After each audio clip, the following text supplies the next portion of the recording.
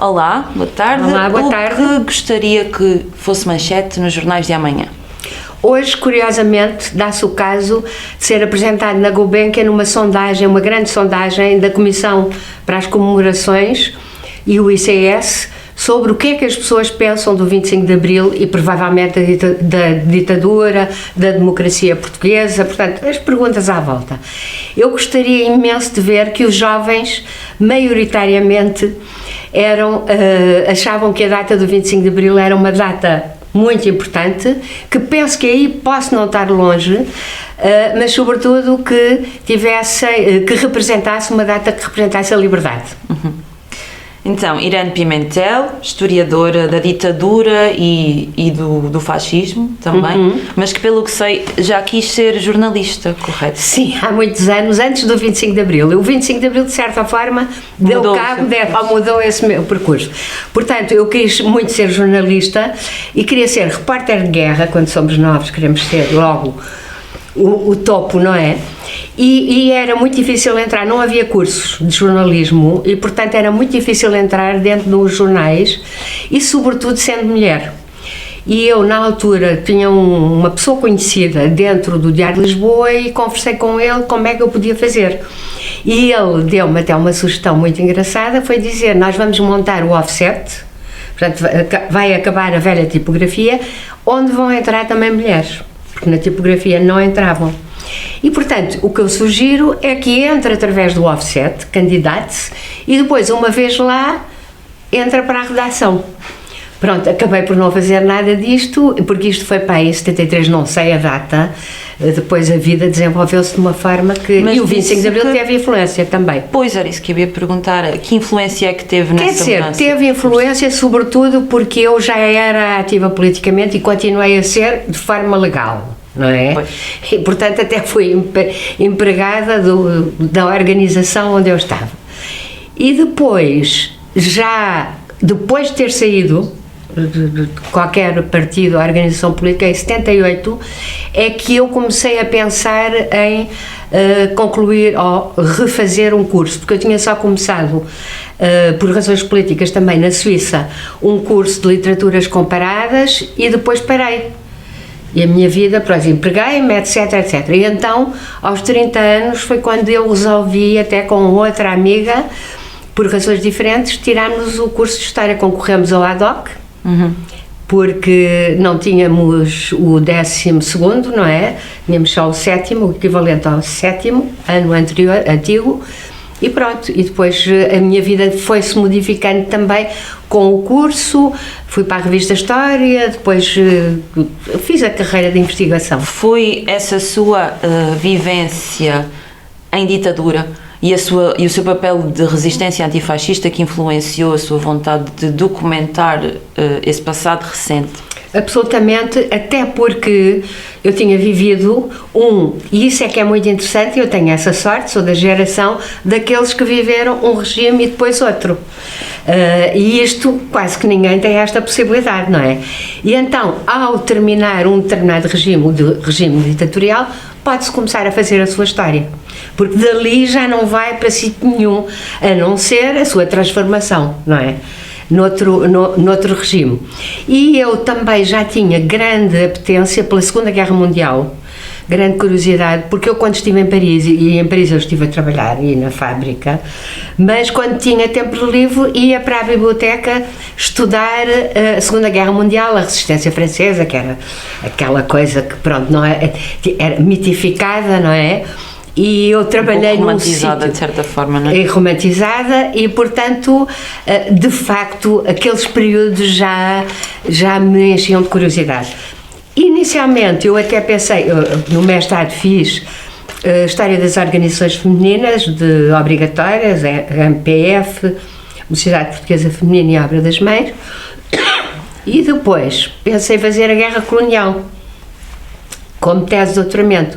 Mas rapidamente desisti porque ainda havia muita documentação que estava fechada, que agora, neste 25 de Abril, realmente o que faltava abrir, espero que abra mesmo de vez. Ainda havia alguma documentação que não estava acessível a... Imensa, sobretudo a militar. De que forma é que isso afetou o seu trabalho? Ou continua a Não, afetar? quer dizer, afetou no sentido de eu desistir de estudar a guerra colonial e disse assim, mas o que eu gostava também muito era de estudar a PIDE.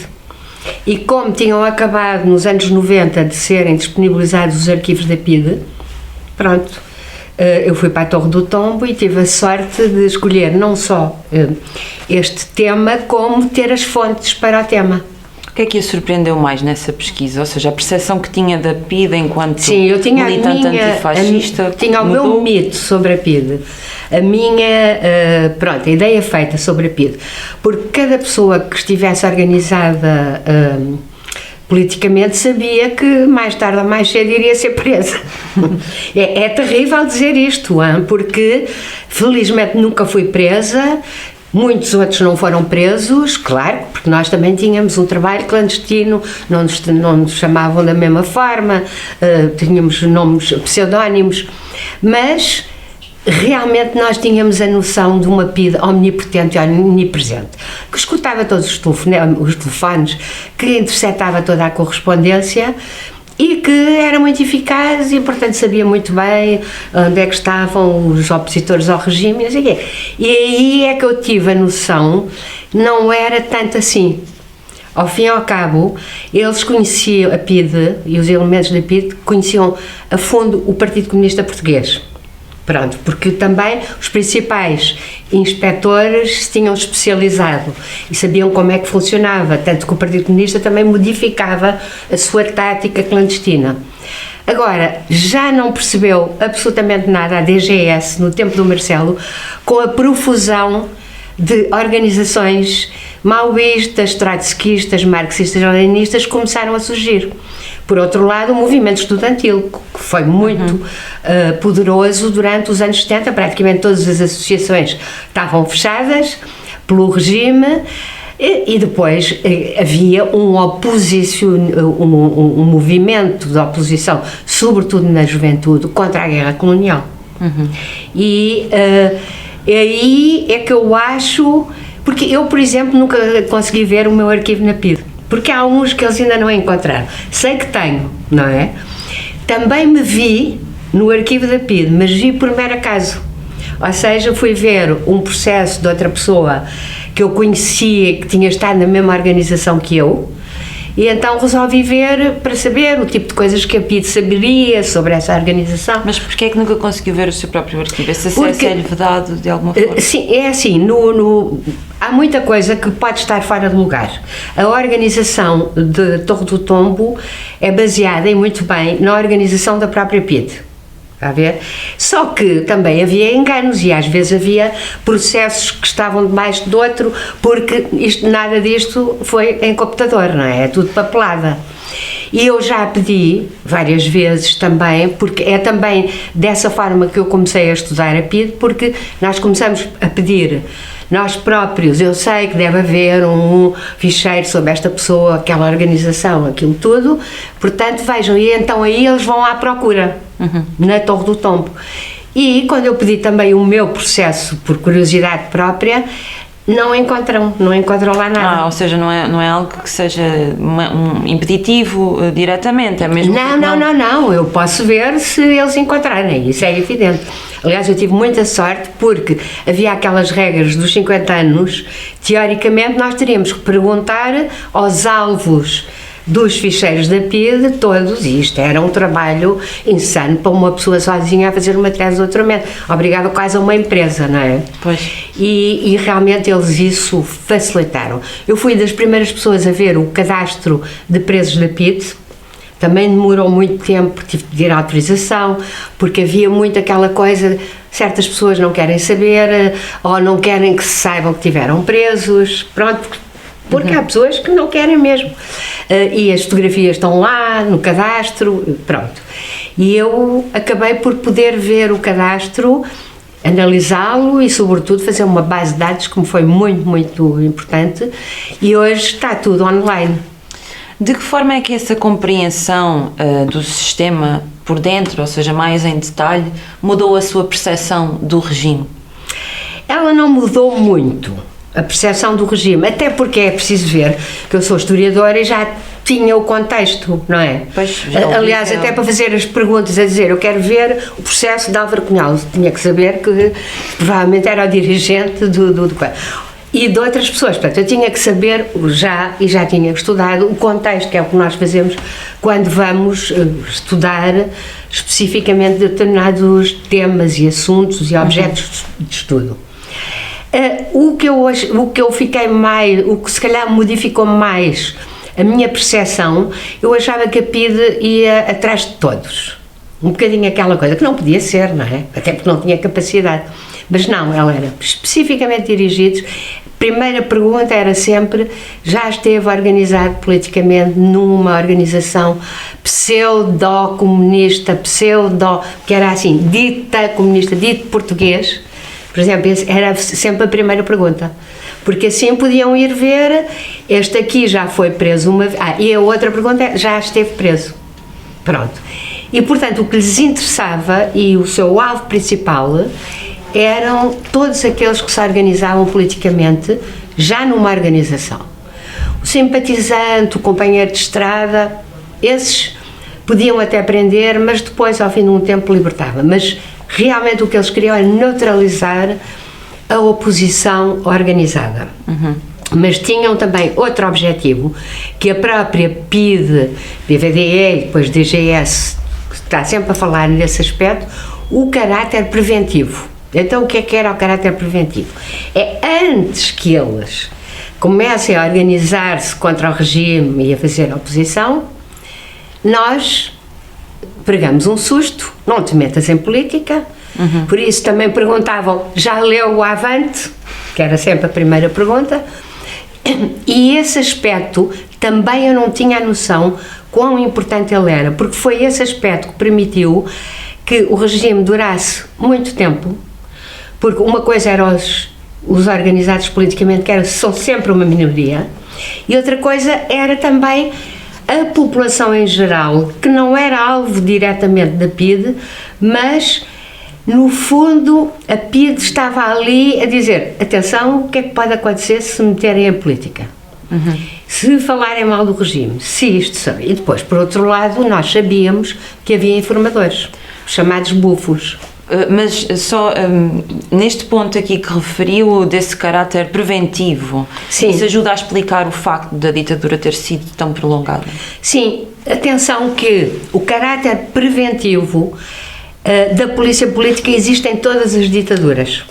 Pronto, todos eles dizem: o que nós queremos é prevenir, ou seja, antes que, por exemplo, e não é por acaso que, por exemplo, quando a Catarina Eufémia foi morta em Baleizão e houve o movimento das 8 horas, a luta, a reivindicação pelas 8 horas de trabalho dos assalariados agrícolas, a PIDE foi analisar o que é que se passava a nível social no Alentejo.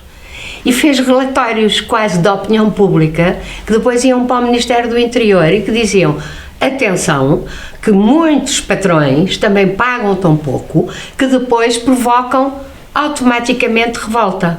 E é muito curioso, e nesse aspecto era o preventivo, portanto, que deem qualquer coisinha, está a ver, e que é para não haver a revolta. E ao mesmo tempo também incutir a passividade através do medo. Porque é sempre assim, elas mantêm-se porque a população deixa manter-se.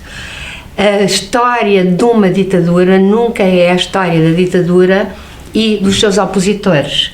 É sobretudo a história como a ditadura, através dela própria, consegue comprar, tornar passiva a população. Ao fim e ao cabo, adaptá-la à ditadura, não é? E aí a PIDE tinha imensa importância através dos informadores. Que eram membros da população, muitas vezes. Normais. Infiltrados em todas as não eram empregados da PIDE. Ou até em fábricas. Hoje estive no Liceu Francês, até disse aos miúdos que o porteiro, mais tarde veio-se a saber que era muito conhecido, mas realmente era o sítio ideal, não é? Pois. Ele assistia a entrar e a saída e as conversas, pronto. As empresas, os cafés, pronto.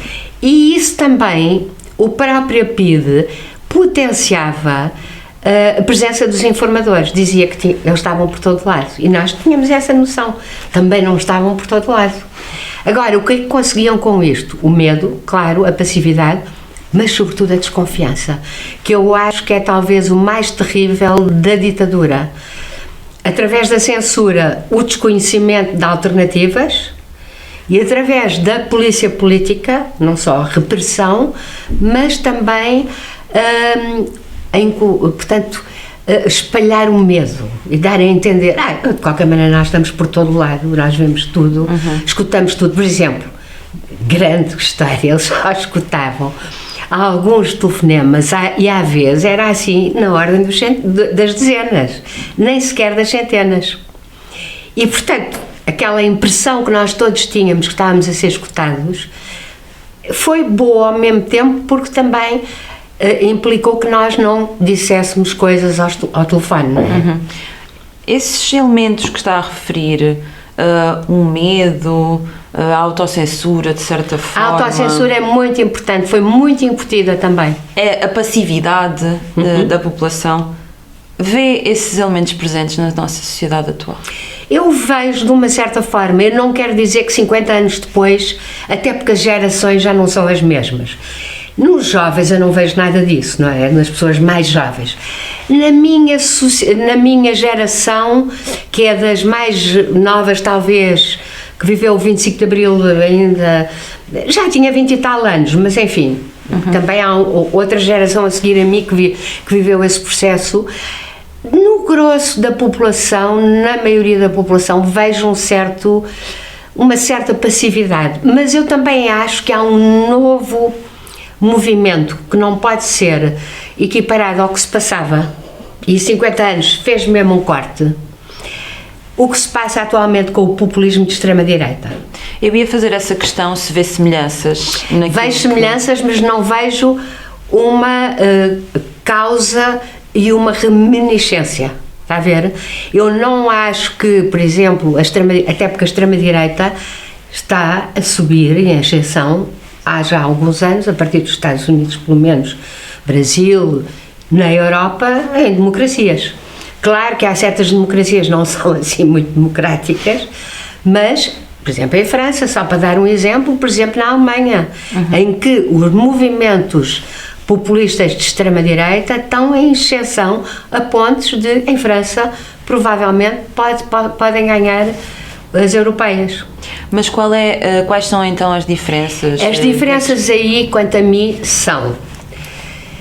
é que há menos semelhanças e mais diferenças do que nós pensamos, penso eu. Também ainda não estou completamente dentro, apesar de já haver estudos, porque esta ascensão, e em Portugal porquê?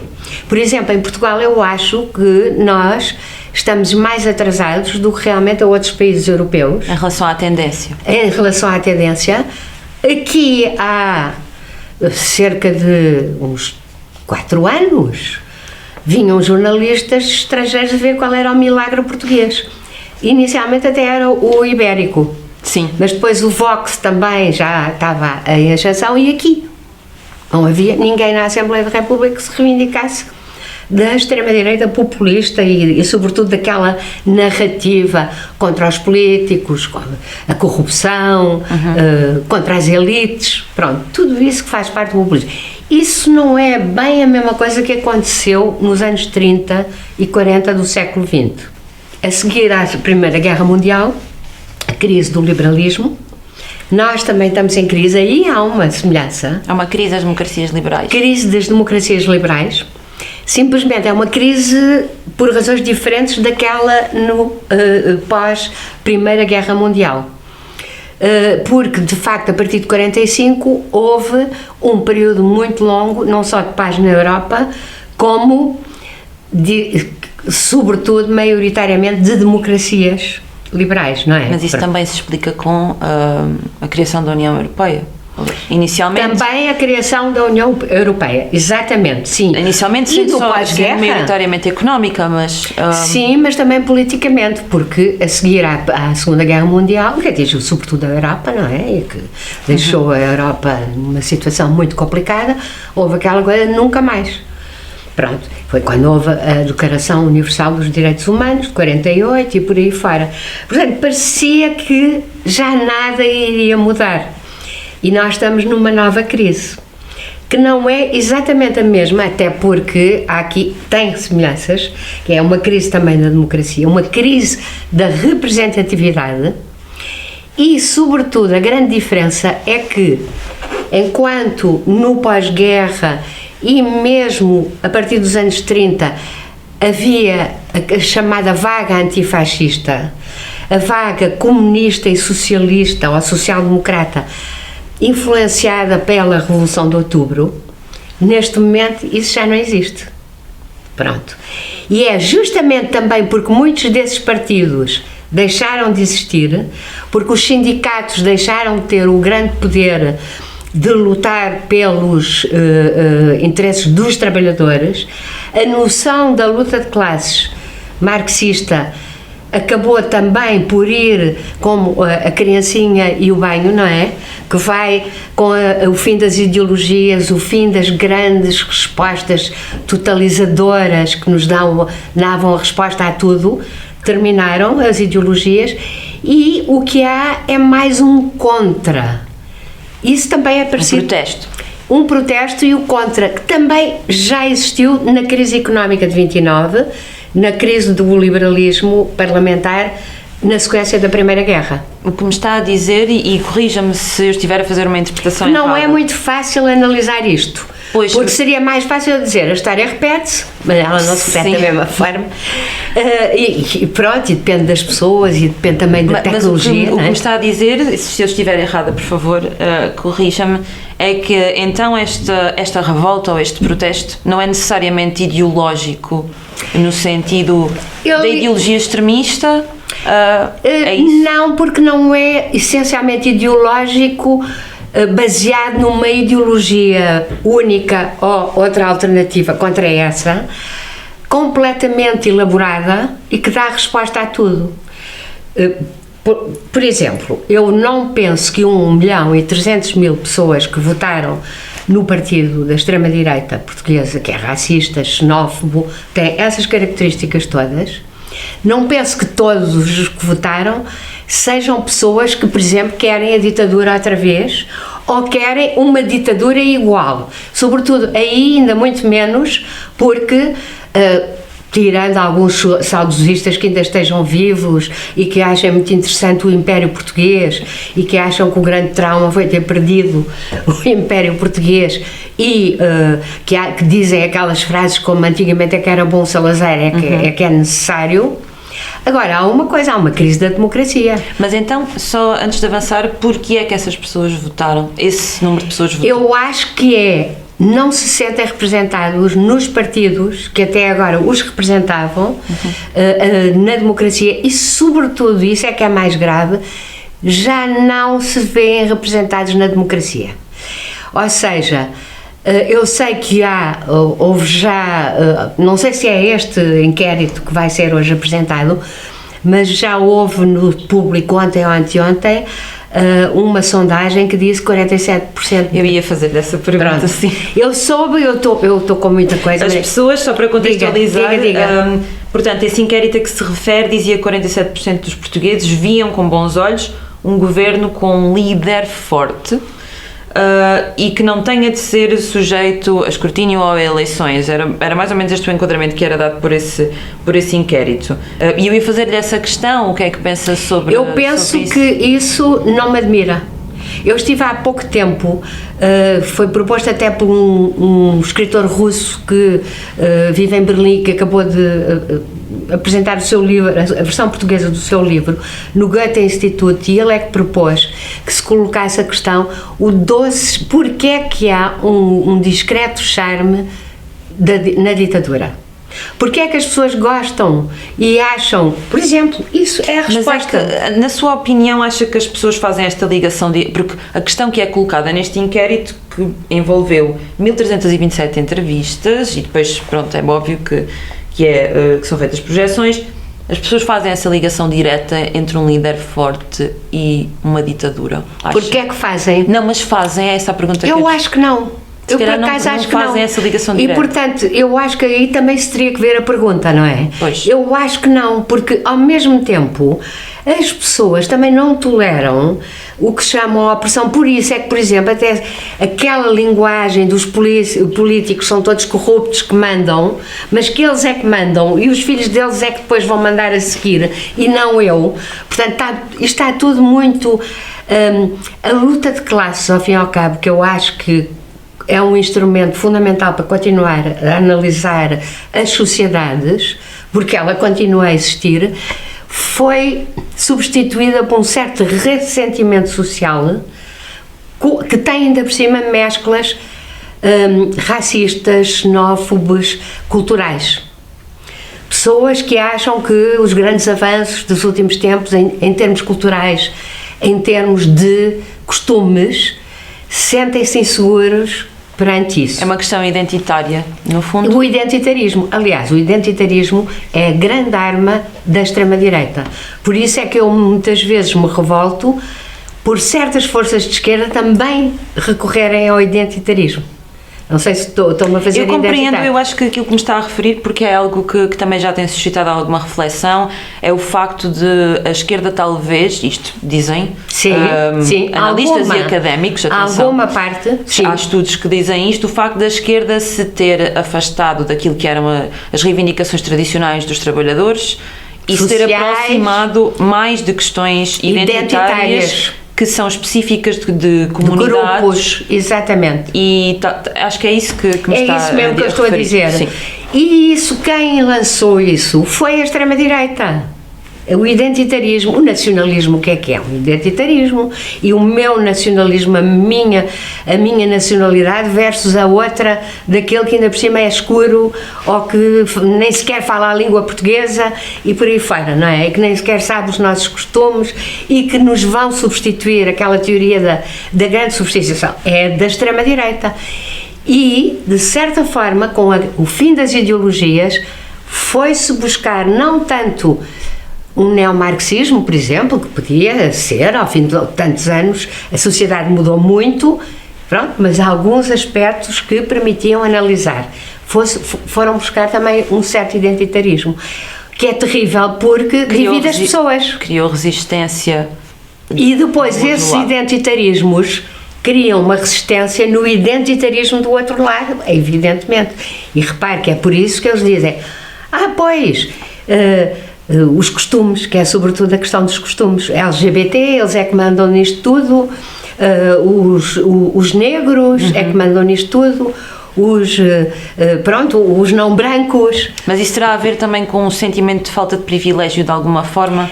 Daquilo que era a ilusão de uma comunidade homogénea? Porque aquilo era ilusão. Há muitos anos que é uma ilusão. Quer dizer, há privilegiados e não privilegiados na sociedade. Evidentemente que há.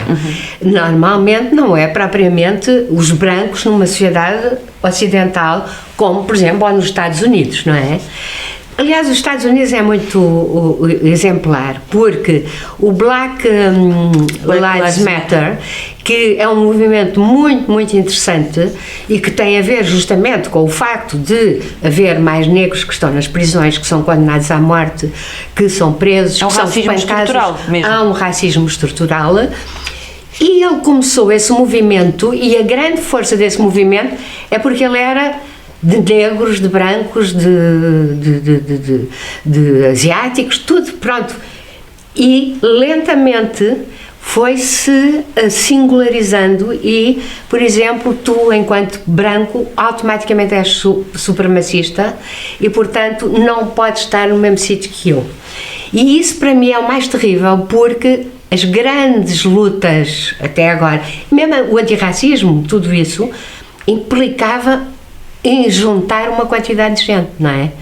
E agora não, está como... E depois, ainda por cima, dentro da supremacia branca, por exemplo, eu sou mulher, portanto já não sou a supremacia completa, mas depois sou das elites. No fundo há cada vez mais uma estratificação das identidades que faz com que as pessoas se polarizem cada vez mais nas suas... Exatamente, acabou de dizer.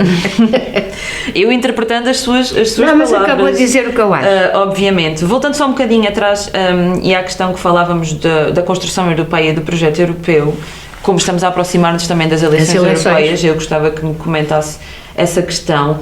Há uma previsão também feita de que a extrema-direita vai ter mais lugares no Parlamento Europeu. Vai ser maioritária. Ou seja, as projeções, não é que seja maioritária dentro do Parlamento, mas vai ganhar uma posição mais destacada. Podendo chegar perto dos, se não estou em erro, 196 em quantos? assentos, em 720, penso eu. Portanto, ou seja, já não é uma posição de maioria absoluta, mas já tem um peso significativo. O grupo da extrema-direita vai ter muita importância. Como tem, por exemplo, agora em Portugal também. Sim, 50, ou seja, 50. O European Council of Foreign Relations divulgou, inclusive, um relatório onde diz esses dados e menciona uma viragem acentuada à direita do Parlamento Europeu. Na sua opinião, que consequências é que isto pode péssimas, ter? Horríveis. No geral, para a política europeia e também para os Estados Unidos? Eu acho que é uma preocupação extraordinariamente grande, não é? Aliás, a questão dos Estados Unidos ainda há outro fator, é que se o Trump ganhar as eleições, também vai haver, e o grande objetivo é também o isolacionismo dos Estados Unidos ainda muito maior, a luta contra a União Europeia, que sempre foi também do trumpismo, para ultrapassar a todos os níveis, e é tal coisa, ficará muito mais longe a União Europeia Social, da Europa Social, a União Europeia Política. O que se calhar vai prevalecer é a União de Defesa Europeia. Pronto, porque provavelmente também vamos ter guerras, não é? Já temos uma guerra na Europa, temos uma guerra no Médio Oriente, que está em escalada ainda por cima. Também a europeia, que quer dizer, se por acaso Putin ganhar as eleições também é muito complicado. Ganhar as eleições, já ganhou. Ganhar a guerra. Mas esta representação da extrema-direita, a verdade é que nos vários países da Europa onde ela está a ganhar destaque, ela não é idêntica. Não é idêntica. Por exemplo, a Holanda não é igual a Portugal. Aliás, é muito curioso porque o António Costa até foi dizer, com a vitória do Chega, foi à Europa dizer: não se apoquentem porque a nossa extrema-direita não é anti-europeísta. Sim. Pronto, o que é curioso, até nisso, porque veio a Le Pen, que é completamente anti-europeísta, e estava ao lado do Ventura, e o Ventura não sabia muito bem o que é que havia de dizer, porque, evidentemente, aí perde logo uma quantidade de votos. Mas como é que isso se traduz? Era essa a questão que eu queria colocar. Estas visões, que embora sejam todas mais radicais, não deixam de ter nuances que as distinguem. Sim. Como é que isto depois, num grupo que seja o mais à direita, ou Identidade e Democracia no Parlamento Europeu, como é que isto se traduz na influência? Mas isso é o que eu espero. Eu espero que eles entrem em contradição uns com os outros. Pronto. E acho que pode acontecer.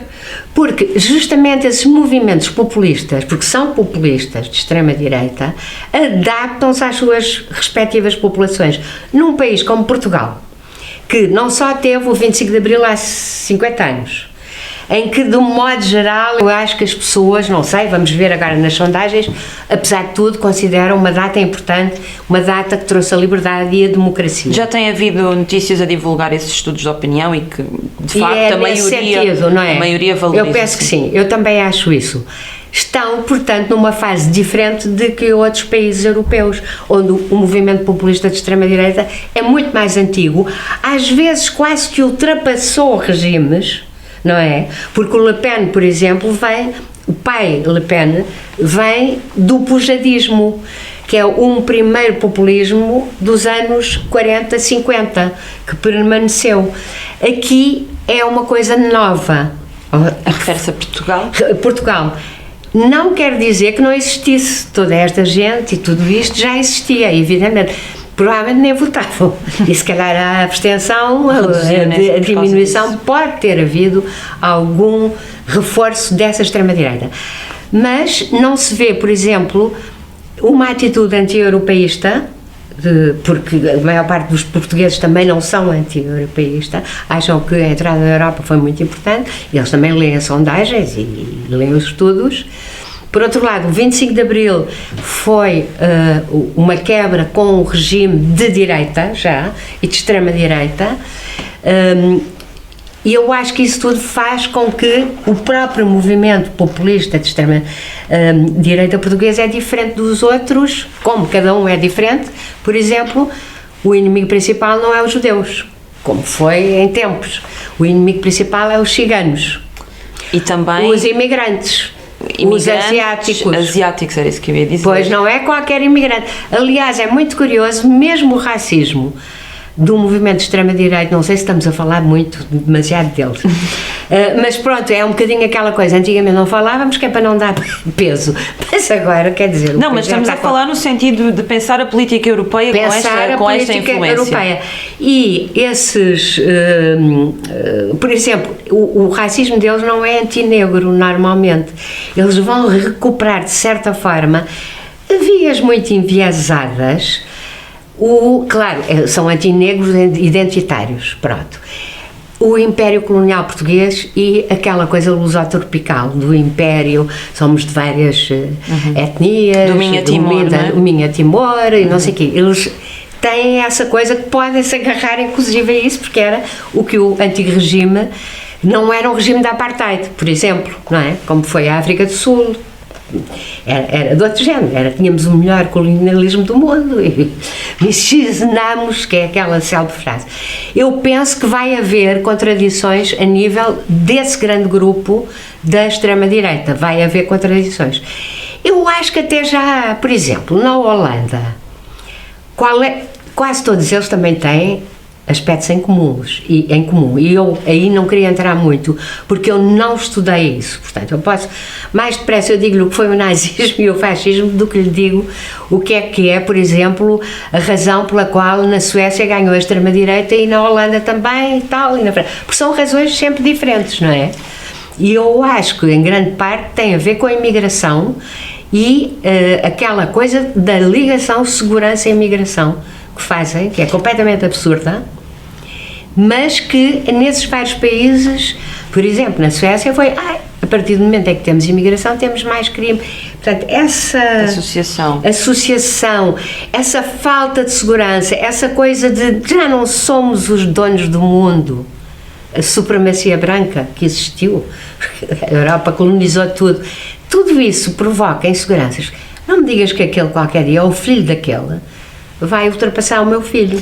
Isso tem a ver com também a posição da Europa no resto do mundo e aquilo que era uma certa ideia de supremacia até cultural? Sim, claro, a Europa foi a principal potência colonizadora durante anos e anos e anos, e depois neocolonizadora, porque o neocolonialismo não da parte portuguesa, mas por exemplo, da parte francesa há um neocolonialismo evidente e continua, e inglesa, tudo, pronto, continuou, portanto, e depois em cumplicidade com governos africanos, que já sabemos também como é que são. Mas, por outro lado, é a Europa que, de certa forma, também tem os valores universais. Aliás, é a grande contradição neste momento. O país da Revolução Francesa, daqueles 3 valores, liberdade, igualdade e fraternidade, da liberdade, tudo isso, é o país que, se calhar, vai ter mais votos na extrema-direita. Não quer dizer que a extrema-direita também não estivesse sempre lá. Mas muitos, e aí é também diferente, penso eu, de Portugal, foram diretamente do Partido Comunista para o populismo de extrema-direita.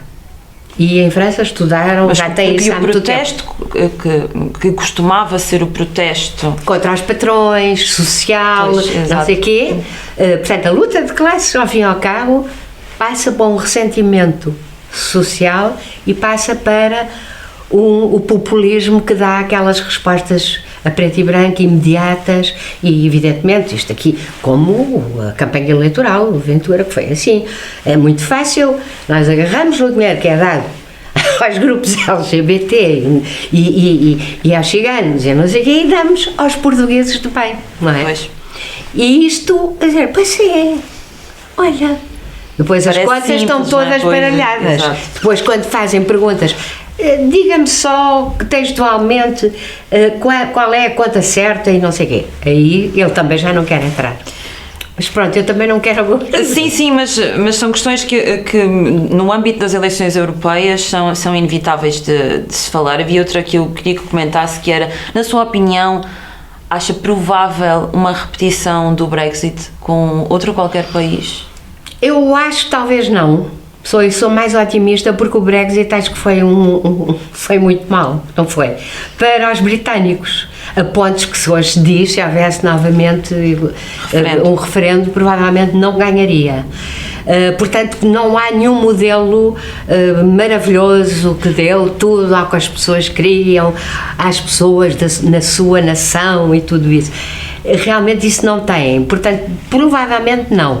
Agora, o que vai haver, e isso é terrível, um grupo muito maior, muito xenófobo, racista e, sim, com tendência para escolher líderes fortes e para, ao fim e ao cabo, deixarmos de ter determinadas coisas que nos faz perder muito tempo, como, por exemplo, eleições e outras coisas, não é?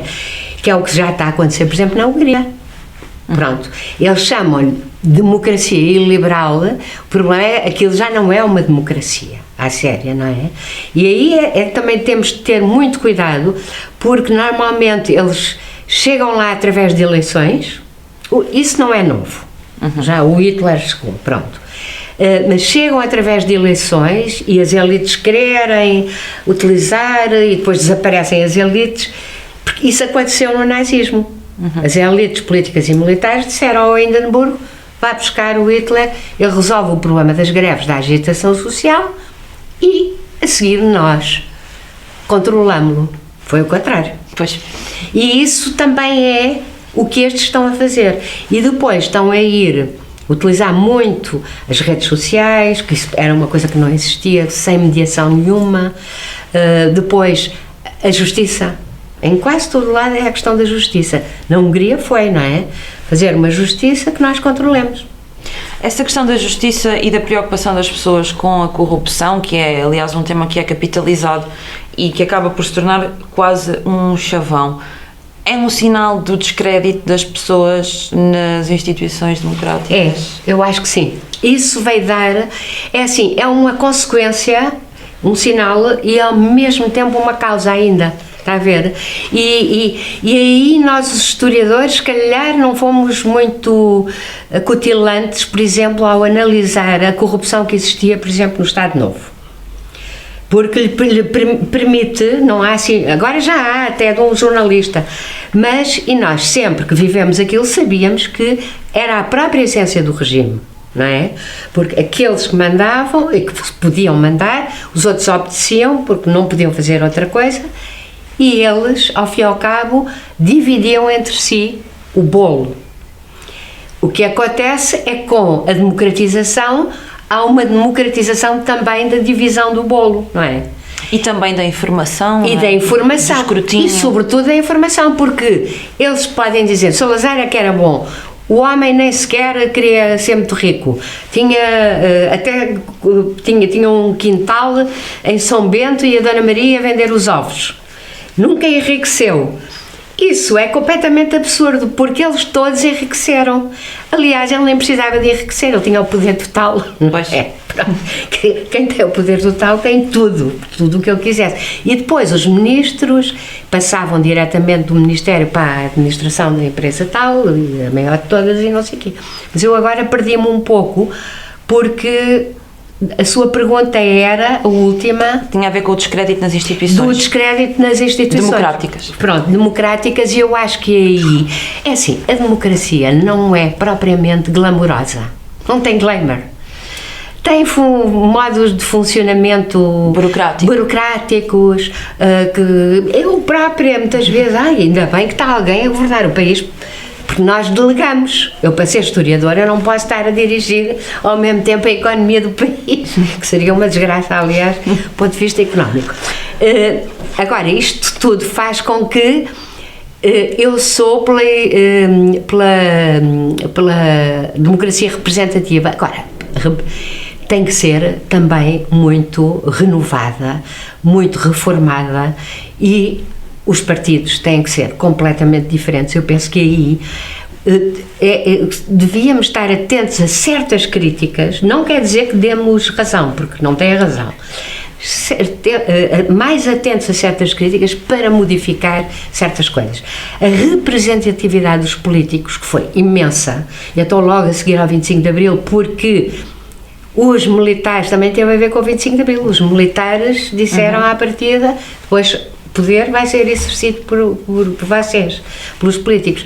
Os partidos tiveram as primeiras eleições 90%, veja agora como é que é. E, sobretudo, aquela ideia muito típica dos populistas, que é, há sempre um inimigo, não é? Além do inimigo de baixo, que normalmente aqui é os ciganos, os imigrantes asiáticos, e o de cima é os que mandam. Porque eu não mando nada, é os que não pagam impostos. Eu tento fugir aos impostos, mas eles conseguem fugir. Também há muito isto. Portanto, há uma falta também de ética grande, está a ver?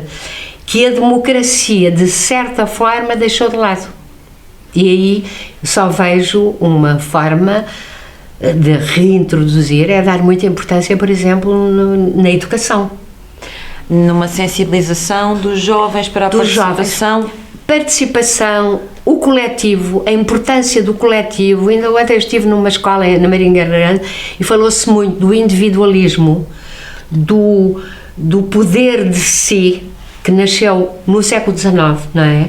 E que introduziu o individualismo, que depois foi levado e foi potenciado, sobretudo com a quebra das ideologias e a quebra do coletivo. E hoje em dia, olha, por exemplo, eu acho que das grandes, são as mesmas grandes bandeiras, a liberdade, que é fundamental, sem ela não há outras, uma tendência para a igualdade, sabendo que ela nunca é total, porque as pessoas são diferentes, tem que ser mais uma equidade, uma equidade, uma paridade, justamente também para ultrapassar as diferenças à partida da pessoa, do miúdo que nasceu numa casa que não teve um livro e o outro que tem uma biblioteca. Quer dizer, não estão em situação igual. E aí é que o Estado Democrático tem que funcionar, mas também, quanto a mim, não é que o Estado Democrático deva colocar, porque isso seria totalitário, uma moral para seguir, claro que não, mas essa moral e essa ética nós adquirimos-la ao longo de muitos anos e também de estudo que foi a filosofia, a sua evolução, tudo isso.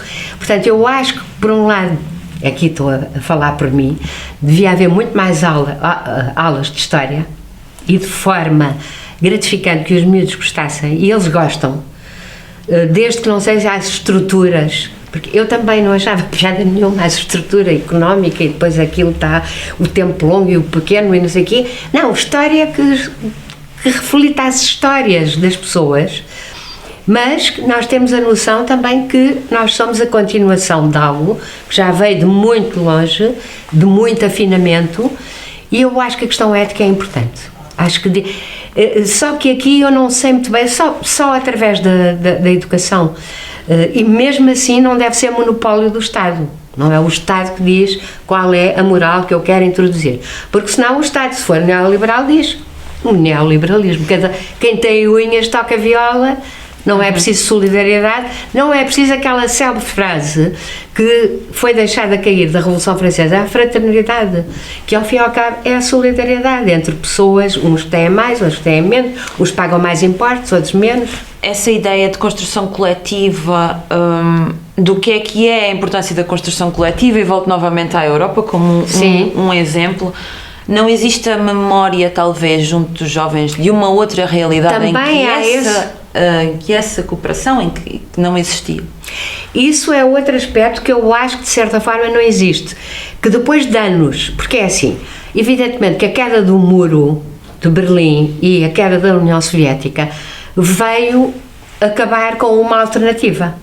Havia duas grandes alternativas, o liberalismo, portanto, das democracias, mas também da economia, portanto, o sistema soviético e, portanto, e dos países de leste, isso, eles foram derrotados, não há dúvida nenhuma, e foi quando o Fukuyama disse, a partir de agora vai ser o paraíso na Terra, não o comunismo, como diziam, mas o liberalismo em toda a Terra. Não há alternativa a isso, vai ser assim. Nós vimos que há alternativa e que o paraíso, e que as guerras continuam, e que o paraíso não está aqui numa paz eterna. E isso não é muito focado, sobretudo quando não se estuda história e filosofia, porque há a tendência para dizer, não me interessa nada o que é que foi a vida dos meus avós, neste momento é mais os meus avós, ou os meus pais, porque a partir do momento em que eu nasci, isto é assim. Há aquela ideia que a realidade é imutável. É imutável, e que o contexto... nasceu connosco, é o presencismo, que muitos chamam o presencismo, muitos colegas meus, que é, o mundo começou a partir de nós, não é? E a partir de eu pensar e não sei o quê. E, por isso, não me interessa nada o que é que aconteceu para trás. Por isso, depois há aquelas coisas, fenómenos de repetição, não é? A história não se repete, mas há fenómenos de repetição. Mas isso ajuda a explicar, e eu vou insistir novamente no contexto da Europa, só mesmo por uma questão de estarmos a aproximar dessas eleições.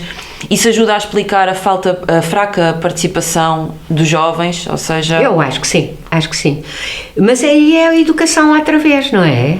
Claro que sim. Eu, aliás, estou quase convencida, posso estar muito admirada, e se calhar vou ter um grande susto outra vez, porque eu também fiquei contente de haver menos abstenção.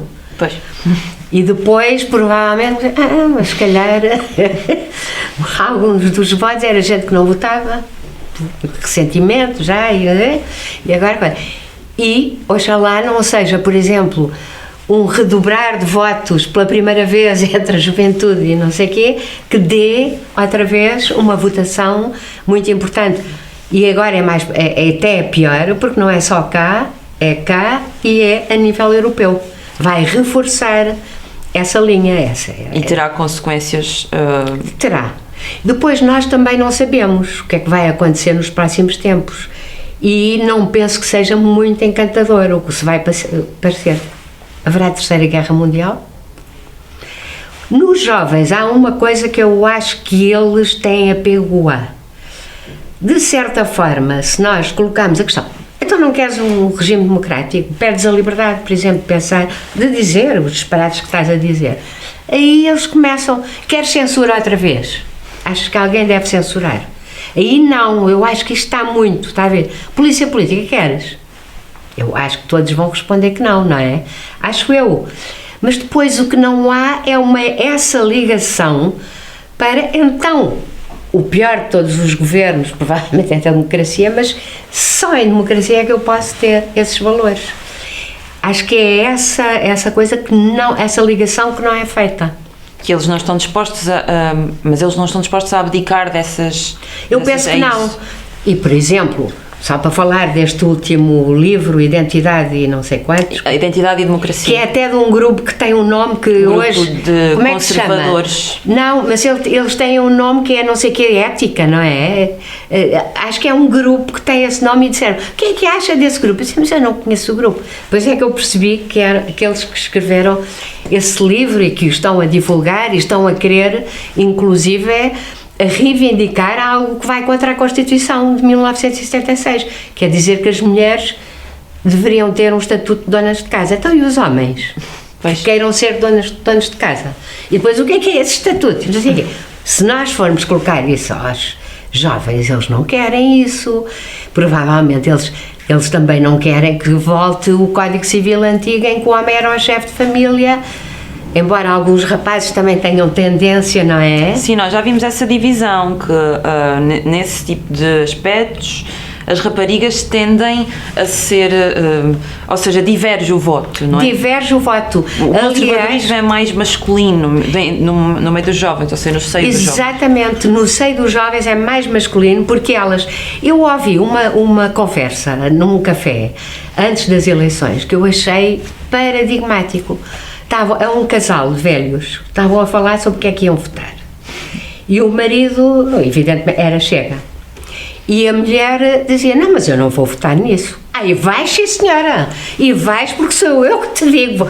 Já a utilizar a antiga coisa do Código Civil, e ela disse, e não vou mesmo. E é curioso, e isto é um bocadinho em toda a Europa, as mulheres são menos atreitas aos grupos populistas de extrema-direita e os mais velhos. Mas isso até se percebe em Portugal porque são aqueles que viveram o Estado Social, não é? Pois. Se eles não forem disparatados, vão ver que de facto a vida que tiveram os seus ascendentes é diferente da vida que, mesmo que seja difícil. Eu conheci uma senhora que votou Chega não porque gostasse, uma senhora de idade, mas porque o filho queria uma casa em Lisboa e não estava a conseguir porque os estrangeiros estavam a roubar as casas. Pois a crise da habitação eu não devia estar a dizer estas coisas porque isto são argumentos absurdos. Sim, mas está a exemplificar, ou seja, não são os seus argumentos. Isto, por exemplo, também foi uma votante no Chega, como ouvi no centro de saúde, um tipo a dizer que votou toda a vida num partido do Arco Democrático, não vale a pena dizer qual, e que agora nunca mais, porque este outro partido que está agora no governo também é corrupto e também é não sei o quê, portanto vou votar no outro. Pois. Ora, isto é uma coisa, como é que se luta contra isto? Eu não sei, pelo exemplo, mas eu também não quero que eles ganhem a pontos de mandarem, porque então aí vai ser muito complicado, muito duradouro, porque depois também se mantém, não é? E eu não tenho muita resposta como é que nós vamos mas de alguma forma também tem que se responder àquilo que é o descontentamento. Claro que tem. E o descontentamento e sobretudo dirigi-lo bem, não é? Porque o descontentamento não é para o asiático que está ali a fazer trabalho sazonal e vive numa casa sem dignidade nenhuma com outros compatriotas no Algarve. Não é? E que depois faz com que no Alentejo, porque como aquilo é sazonal, evidentemente que esses imigrantes, quando não estão a trabalhar, vão para os cafés e faz com que os outros, os portugueses, digam eles estão nos cafés e eles é que nos estão a roubar. Pois é, uma bola o outro de é que neve, tem razão. É uma bola de neve. Eu não sei se aquilo foi... De atribuição de culpas. Exatamente. Eu não sei se, por exemplo, o Alentejo e o Algarve tem a ver com passagem dos partidos do arco da governação e até do PC, como se costuma dizer, porque isso aconteceu em França. Eu acho que é mais, é tudo, provavelmente, e também é aqueles que já tinham desistido de votar, porque isto também não não desligam descrédito nas instituições. Exatamente. Que falávamos há pouco. E vive aqui neste sítio onde não há o fontanário, nunca mais arranjam, e a estrada que não são os pequenos problemas locais, não é? Do seu dia-a-dia. Irene, muito obrigada. Nós já estamos o nosso tempo. Eu gostava muito de continuar esta conversa, mas temos mesmo que terminar. Muito obrigada pela sua presença. Eu é que agradeço o convite e viu ao 25 de Abril. Exatamente, muito obrigada. Obrigada.